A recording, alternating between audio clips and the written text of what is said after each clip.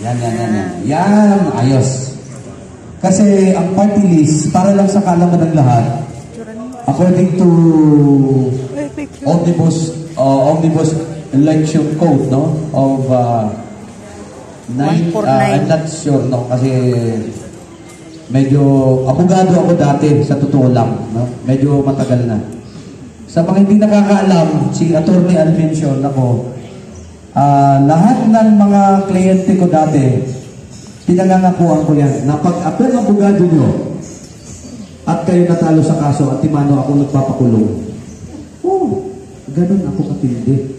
Kaya kahapon, may tumawag Attorney Al mention, pwede po ba kitang makuha ang abogado? Sabi ko, parang awa nyo na, pahingihin nyo muna ako. Bakit naman? Kalalabas ko lang 3 times ako nakulong. Parang awa nyo na, ha?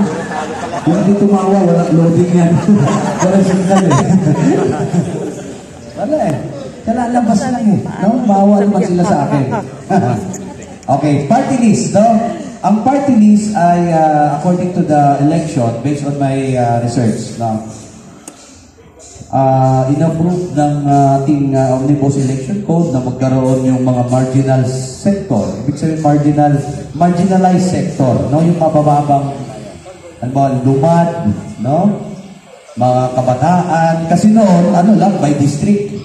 Pero sa totoo lang, para sa aking obserbasyon, ang party list talaga is parang dagdag budget sa gobyerno. Isipin nyo, kahit nga yung mga congressman, huwag nyo lang i-video ha. Kasi baka ano ako,